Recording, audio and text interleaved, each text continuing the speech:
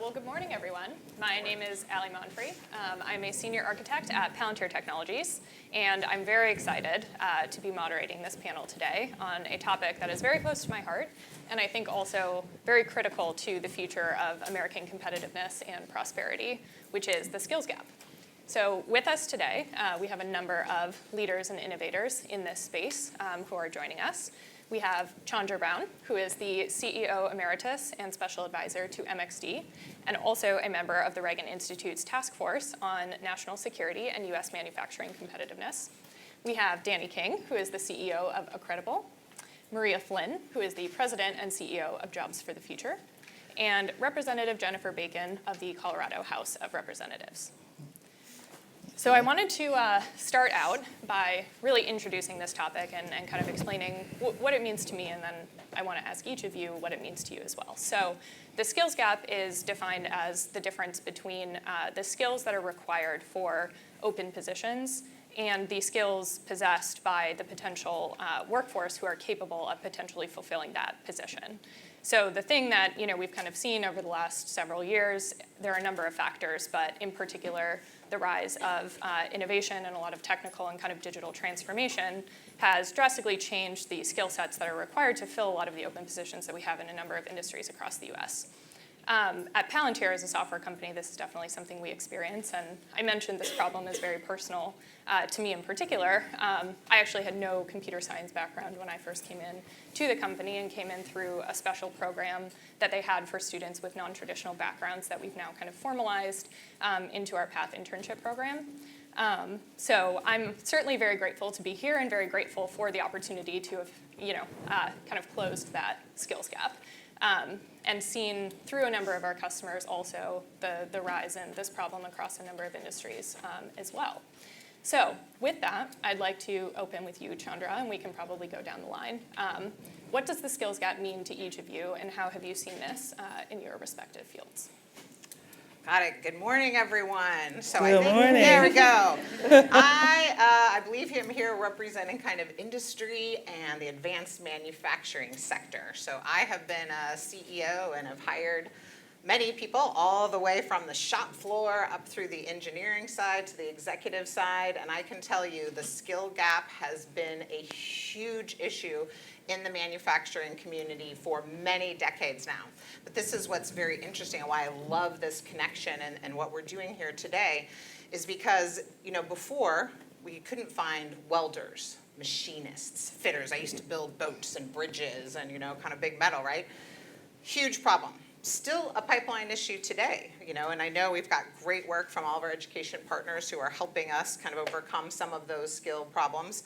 But what's worrisome to me, and why I think this is such an important topic, and I'm so glad we're talking about it here at the Reagan Institute, is because there is an even bigger pipeline looming, and that is the digital, the cyber, what is happening in the future. So manufacturing is part of the whole global competitiveness of the United States, and I laugh because I tell people I used not to be that popular at dinner parties until you start having supply chain issues, and then everyone wants to know, Chandra, where's my baby formula, where's my cars, where's my toilet paper?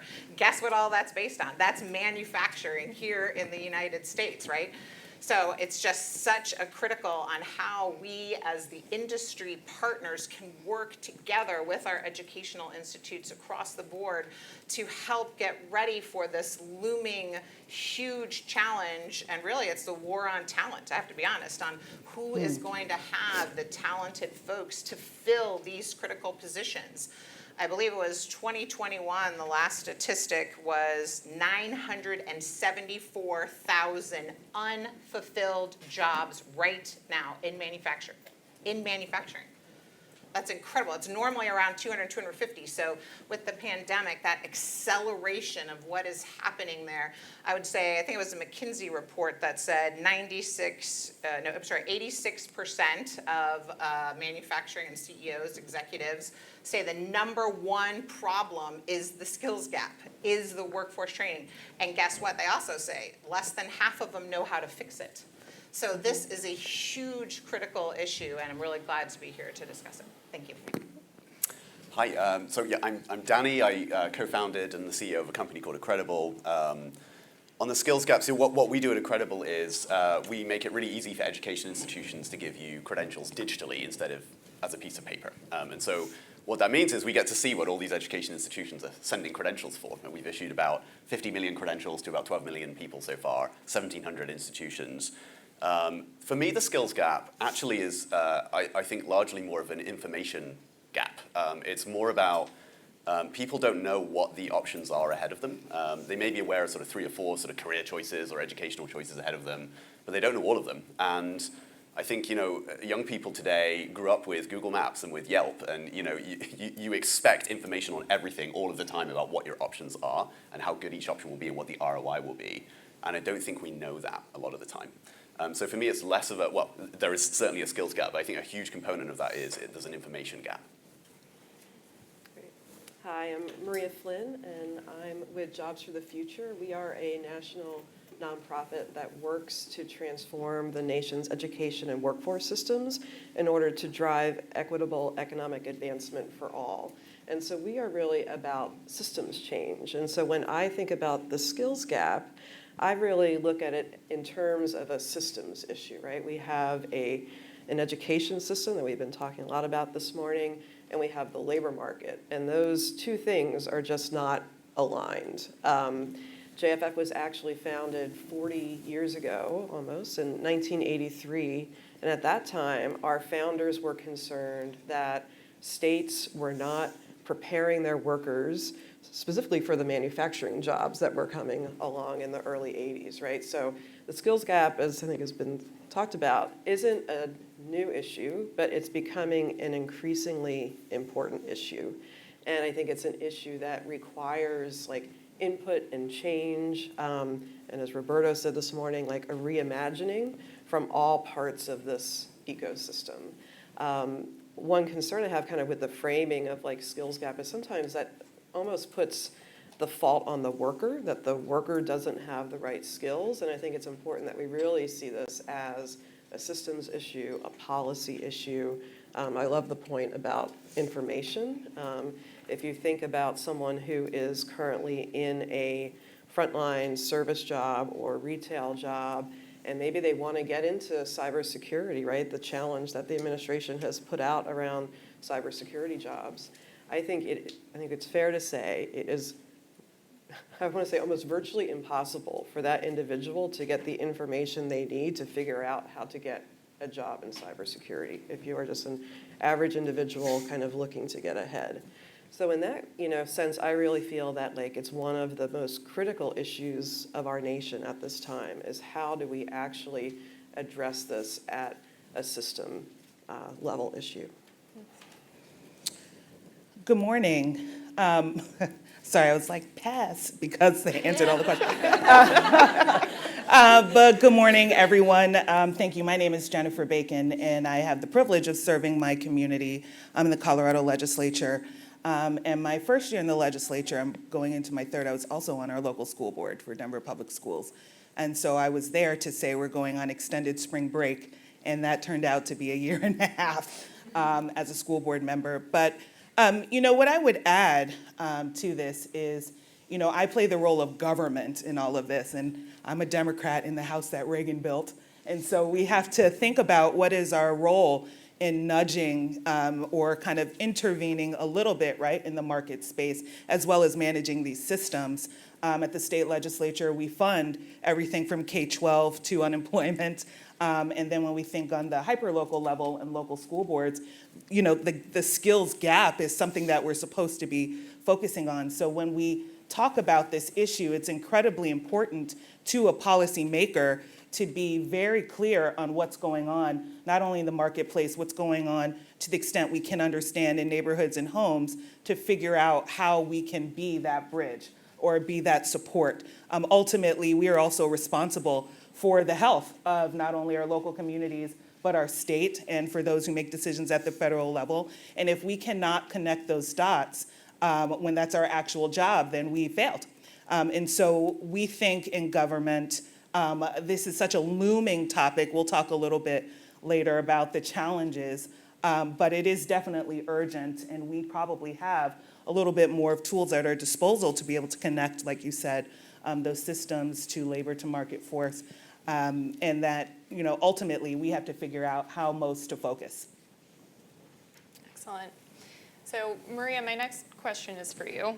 You mentioned in your intro as well, but Jobs for the Future seeks equitable economic opportunities for all, and that's kind of the mission statement. And I know right now you're focused on a dual transformation approach to change. So I was wondering if you could explain that a little bit more, Sure. And how you've sort of seen this transformation happen. Sure. So before I came to JFF, I was with the U.S. Department of Labor for quite a long time, 16 years, and so really grew up in a sense around the public systems, the public workforce system, career and technical education, and other programs that are still around today.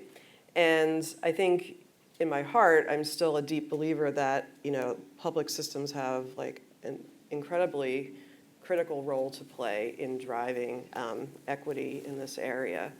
But I think as I got further along in my career and moved to JFF, really started to see the power and the importance both of private sector involvement, corporate involvement, and what you would kind of call the disruptors, right? So the tech startups, technology platforms, folks who are really actively working to disrupt those incumbent systems that we all know so well. And so to me, a dual transformation approach is really talking about and grasping onto the best of both of those worlds, right? And how do we, on one side, work to transform the systems that exist? So how can we think about making the Workforce Opportunity and Innovation Act better? How do we help that modernize and meet the needs of today? How do we think about career-connected learning and how to promote that through the existing Perkins Act and things like that? So it's almost like a incremental kind of change approach working with what you have now. But at the same time, I think it's important to really be taking those bigger swings and to really thinking about what is that big blue sky transformation, disruption, and what could that look like? And I think that, to me, that's something that here in Washington, traditionally there's not enough of. And I think that that's true kind of regardless of what party is in power. I think our nation really likes the first example of transformation, right? Incremental approaches, little tweaks to legislation, adding things on in a Christmas tree approach. But I think we really have to be thinking particularly around what is the future that we want, what are the systems that we want for our kids, for our grandchildren, what systems do we want to be leaving behind for them? And to me, I would say, these aren't systems that are built back on New Deal foundations, right? We need to be building the systems of the future. So in a dual transformation approach, it's really thinking about how do you start to do both of those things at once? How do you both kind of, think about the near term, but also be planning for the long term? And I get energized in thinking about how can we really think about the skills gap and addressing those issues kind of within that approach. So what can be done now, what's being talked about in the CHIPS bill that may or may not pass and get signed into law, but also, what are those blue sky approaches to workforce development and talent development that we should be really looking towards? Yeah. I think a lot of that resonates, and I think both of you really spoke a little bit to the fact that there are a lot of students who aren't necessarily aware of the potential opportunities that they could go after. So Danny, you mentioning with the credentials in particular, right? What are the available opportunities that people have and what's the expected ROI? And then also on the flip side, how do organizations understand the skills that people are gaining by going through those credential programs and kind of match those? So my next question is kind of for you. Can you speak a little bit about how you've tackled this at Accredible, and how have you seen organizations kind of increase transparency and connectivity across those two things? Yeah, so like I said before, I think it's about putting information in people's hands so they can make an informed decision about, okay, there are these 7 options I could do. These 3 look pretty good for me. This one actually looks really compelling. So giving people the data, the information to make more informed choices. So the way that we've seen that happen, so I mentioned we've got about 1,700, a little over 1,700 customers who issue credentials through Accredible. We're at the infrastructure to issue these, but they're from very, very different walks of life. We've got a lot of the Ivy Leagues. We have MIT and UC Berkeley as well, and Oxford and Cambridge, but we also have things like the US Road Laying Association, and we've got things like the CFP board, and even companies like Google, and very, very different things. And so what they're all doing, though, that's quite interesting is in the process of digitalizing their credentials, it doesn't just make it sort of more secure and more verifiable, it does that too. You can start to embed metadata on the credential. So, when somebody sort of shares their credential on LinkedIn, hey, I just got the CFP board credential, or I just got, TSA approved to work in airports and things like that. At the bottom, we're starting to embed things like, okay, well, people in your geographic area have a median salary of X if you have this credential. Or in your geographic area, there are this many thousand jobs open, based on this or similar credentials, things like that. So just starting to put information about, hey, this is the expected ROI. Right now, it's very focused on things like, time and money in ROI. Eventually, I think we could do things like satisfaction, job security, things like that as well. So it's about what metadata can we put in front of people to say, okay, here are the pathways that millions of other people have taken, and this is what they had as an average outcome. And if that's compelling to you, maybe you should consider taking this course. Okay. So, Chandra, next question is for you. Manufacturing, you just spoke about it, of course, in your intro, is one of the key industries that's really heavily impacted by the skills gap and really threatened right now. I'm hoping you can talk a little bit about how that led to your participation on the task force for U.S. manufacturing competitiveness, and I see you have the report right here. I have a visual aid. Yes. Everyone needs to read this. Yeah. It's not too long.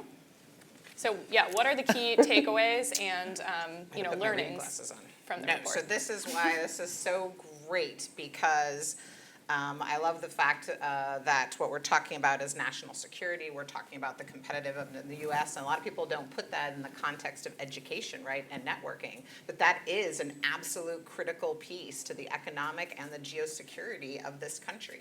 And so it's all tied together, which kind of fits under the theme. This task force, it's really an honor to serve on any of the Reagan Institute task forces. It's filled with just incredible expertise and people that are coming together with these reports. But what I love about it, so everyone here will be very excited, the first most important thing they have is number one is the skills gap, and reforming the education system to focus on skills and to match the better needs with the business community, whether that's the manufacturers or the healthcare, and you've heard about that from everyone who's spoken today. So it's still like the number one challenge. When we talk about the competitiveness of the United States, we're talking about this issue that we're discussing today at the conference. What I love, too, is that, we're talking how we're going to scale up, which is so great. What Danny, we were saying, the blue sky ideas and the importance of credentialing and stackable credentials. What they also do is they put in specific metrics. So we talk a lot about policy and lots of changes, which is something I'm very passionate about. But I also, a manufacturer, I need to have goals. I need to have, what are my targets? What's my schedule? How am I going to get those? And the success measures, again, all in here. 2 million new or retrained workers in strategic manufacturing subsectors by 2030. 500,000 new grads of trade schools and apprenticeship programs. Increasing labor productivity growth of more than 3.9%, et cetera. 35,000 new SMEs. People talk about manufacturing, you don't realize that the majority of them, over 85%, are small and medium-sized businesses, mom and pop shops, the lifeblood, of this country. So if you look in this report, they're pretty specific. And now the question is, how are we going to achieve those? We know the problem. We know some of the solutions that our academic partners are already. And now we actually also have metrics, right? So how are we going to see? Let's judge us on if we're going to be successful in that. So I think this report is really great. I believe it's on the digital portal, so you guys can download it and see it. But it's all tied together. The whole point of this conference is that interconnectivity. Mm-hmm. And Representative Bacon, over to you. You recently became the chair of the Millennial Action Project's Future of Work Advisory Council. And the goal of that task force is to develop policies that will drive innovation while respecting workers' and students' rights. So I'm hoping you can talk a little bit about that initiative, kind of what sparked the task force's creation, and what are some of the key areas that you're hoping to address? Sure. So I'm proud to be part of America's favorite generation, the millennials. Anyway, no, I was just kidding. And I wanted to start there because I describe millennials, to the younger, I'm a former educator. I'm like, we're the generation who played outside and also played video games and invented texting. but our letters, were short because we used to have to pay for them, and kids are like, what? And so I think what's really important about the millennials and thinking about how we can be policymakers, I do think we are at critical junctions because another thing that millennials have experienced more than most, for example, is student debt, right? And so when we're thinking about what is our role in building policy for not only the present, how we can see past our hands into the future, we hope that we can be able to build relationships and connectivity, if you will, across the aisle to really be able to center policy.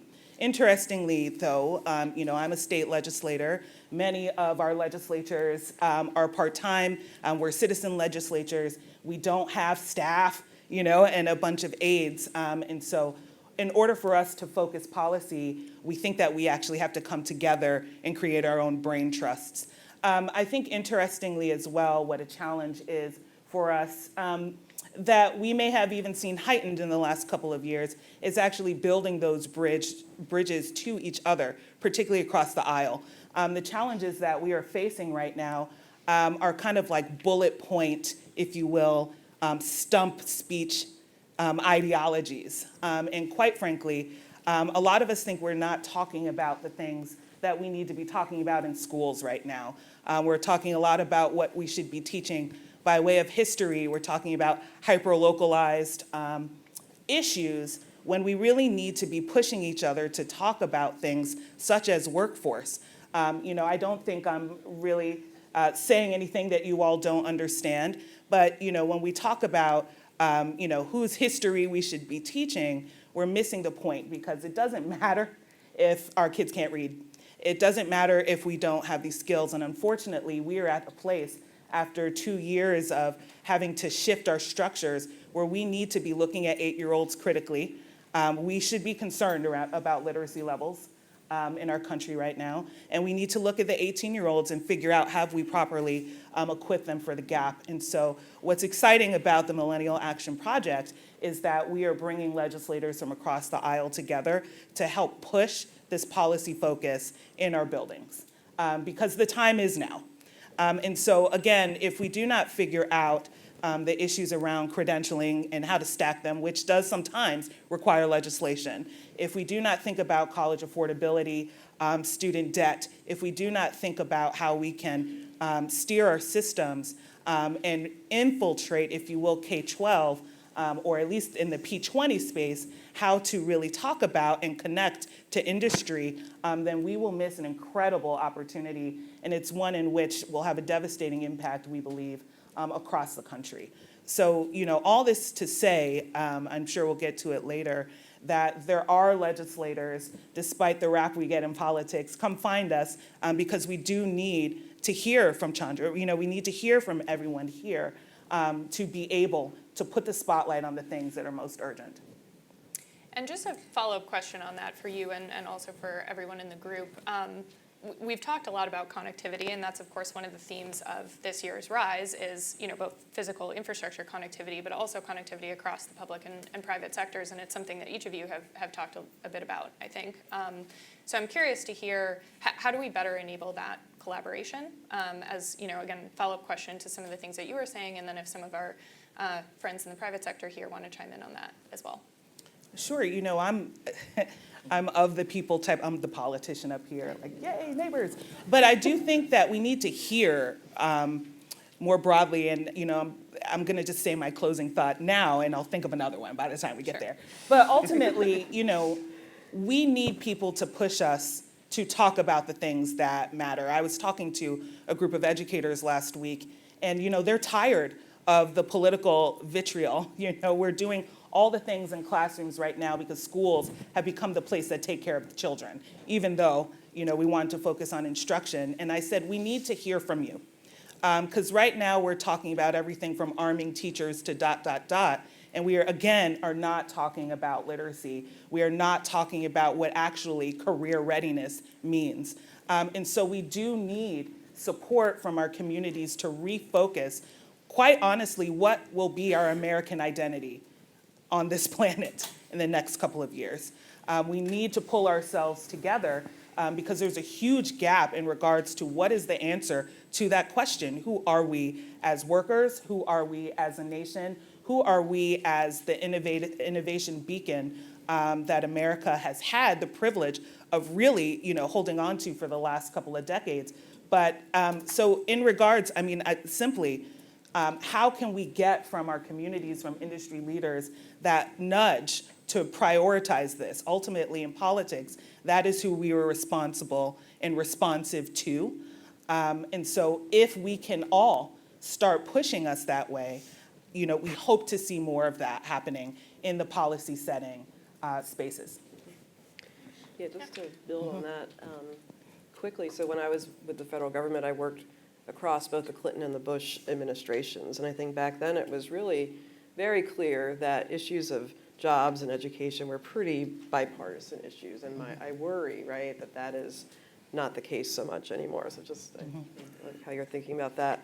In terms of connectivity, though, I think we need to continue to look at how do we best build those connections between the employers and the education systems. And that could be high schools, community colleges, career and tech ed programs, boot camps, kind of like broadly defined.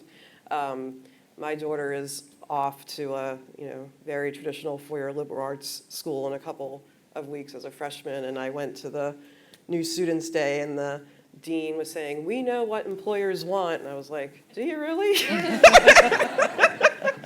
I hope so.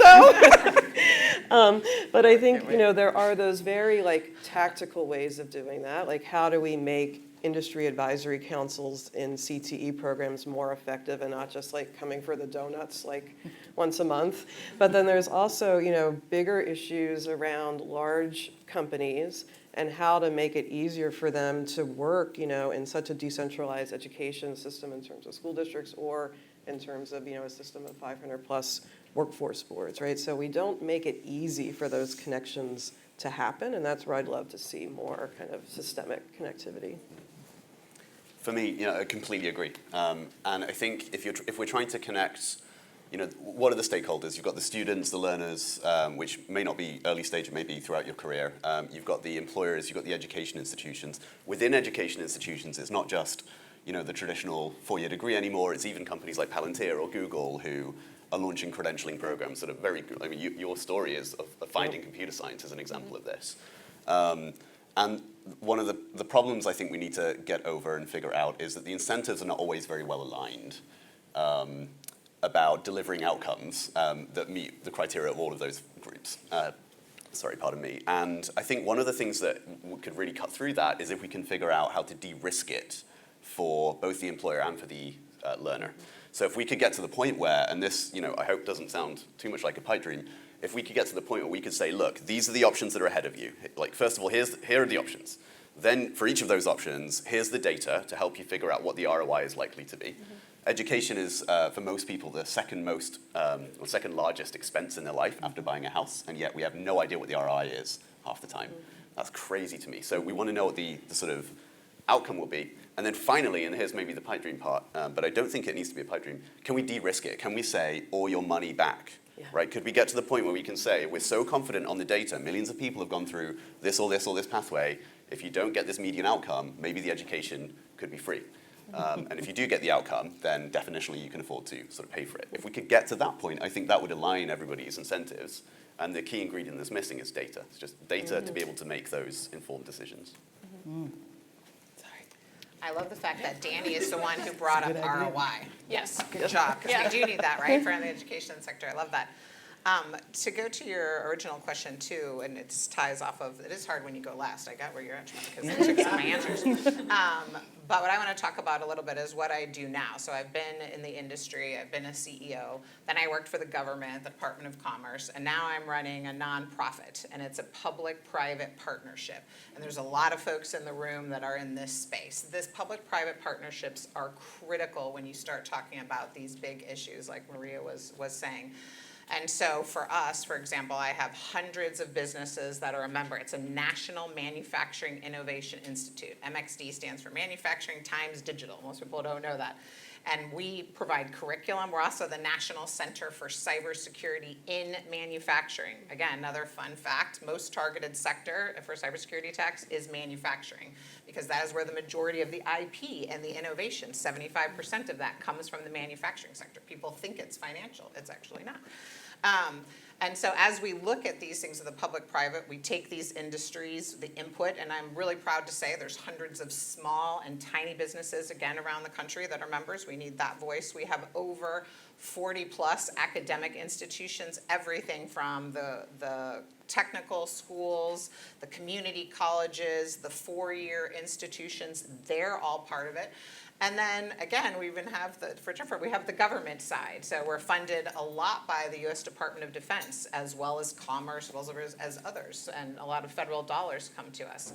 So as we put out curriculum like cybersecurity and manufacturing, as we provide data, which is so critical, these are ways, like, we have to scale. If you want to one-off talk to every one of the small manufacturers in your communities, it's going to be difficult, and it's going to not be as cost-effective. And I totally agree with, the advisory boards that are on some of these. You really have to work together. Let's all make this easier, right, and simpler, and help work with your public-private partnerships, whether they're national, whether they're local. There's so much great work being done, and sometimes I think we kind of try to reinvent the wheel or don't understand what the best practices are. And we are in a revolution, my friends. This is the fourth industrial revolution. People talk about Industry 4.0. The speed of change, kind of what I've been, the speed of change is insane. And we must be able to credential, to move faster, to do the changing skills. I know we're kind of going to start, so I'll start on my last point that I wanted to say. I love this. 85% of all jobs haven't even been identified, the jobs by 2030. So you're talking about educating people now. The majority of jobs have not been invented. So we did a digital taxonomy, again, free, open to the public. I think it has, 150 approximate jobs of the future. I'm looking at what are the digital jobs you don't even know about. Do you think all companies are going to need like a digital ethicist? Fascinating. Where's the digital ethicist training? Huh, interesting. And I'm just throwing out one job of the future. There's so many on this digital space and the automation space that I just find it frightening. And cybersecurity, we already have the largest looming pipeline in terms of jobs in that sector that we're working on developing curriculum and stuff for. So if you think about it, you can talk about the Bureau of Labor Statistics, you can talk about the skill sets you need today, but who is thinking about the skill sets that we need in the future in the next 5, 10, 20 years to continue for us to be the innovation and economic powerhouse that we are today? Yeah, so the thing I sort of did want to close on is what are your biggest concerns as you think about the skills gap, and what are the biggest things, again, in the spirit of connectivity, that everyone in this room can be doing in order to address those concerns. So Chandra, you certainly expressed your concern. If you have thoughts on what we should be doing in order to resolve that, feel free to share. Otherwise, I want to go down the line and ask everyone that question as well. So. Oh yeah, go ask them. All right. I would say join your local groups, join your public-private partnerships, be part of the solution. Yeah. Well, one of the things that the gentleman from the Department of Labor in the first panel said, I think Manny said, was about, it's also about the quality of the jobs available, and I'm not sure we're spending enough time thinking about that. And I've said this a million times, but I'm going to keep saying it. We've got to de-risk it for people. People shouldn't have to take giant leaps of faith to know if they shouldn't spend 4 years of their life or more, and not know if they'll come out ahead. So de-risk it for people. Yep. I would say one, avoid the easy narrative, right? I think particularly like even on the news this morning, X number of states are at their historically low rate of unemployment, right? Which is true. But I think, or you also hear, if every unemployed worker in the country got a job, there would still be open jobs, right? Also technically true.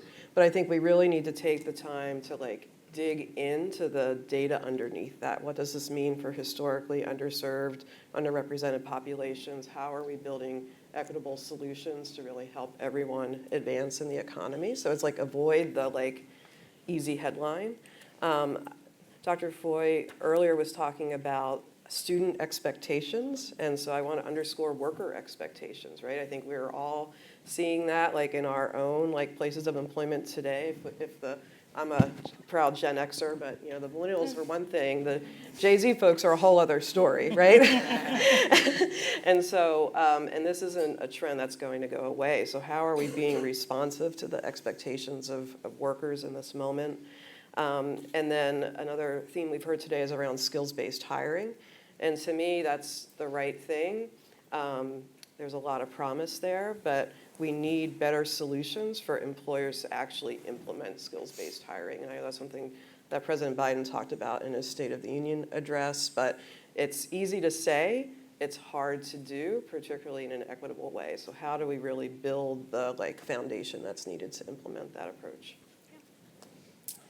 You know, I think what I would like to say, particularly to Gen Z and those coming up after us, it's okay to say and demand what you need. I'd like to believe millennials had something to do with that. I don't know. But that being said, you know, there's something to be said about your agency now and the tools that you have and how you can put them to the power of good, especially on social media, right? And I think that there is a world that is ready to be responsive to that. What I think, you know, from my perspective as a person in government, you know, I think our role should ultimately be to figure out how to remove some of these barriers. You were talking about the ROI. It's only because I still have six-figure debt. But for what it's worth, there was such a fight within my own state and agencies to say, hey, maybe fees should not be a reason you don't have your transcripts, for example. So, you know, I passed that bill, but it was a fight against ourselves, if you will. At the end of the day, the public universities were run by the state. And so the fights that we are having need to really be connected to, right? What is the now? And what is the role in the public partnership, right? On the government side to really remove these barriers and to use any sort of insights or dollars that we have to make policy in iterative cycles. We need to change the way we are making policy. We cannot wait for something to fail, add 3 years, and then pass a law, right? And so I think that call to action here as well is that, you know, now we are in this digital plus age. How can we all be levers to constantly remind the people who are in the positions to pull those levers of that? And so, you know, again, as we go home and we start scrolling and reading all these headlines, what is the role that we all play in refocusing us? I just want to reiterate that point that I made earlier. This is a priority American issue. And I want to say that again. This is a priority American issue. There are jobs that haven't even been created yet. If my grandmother can text, the world can change, right? And so, again, that is just what the ask is. We need to find this connectivity, literally and figuratively. We could probably have there's another panel on broadband. There was one yesterday. But this is truly the time. What can we set aside? Yeah, that's an excellent closing note. Thank you so much to all of you for being here and sharing your expertise with us. And thank you to the Reagan Institute as well for hosting us and this wonderful panel.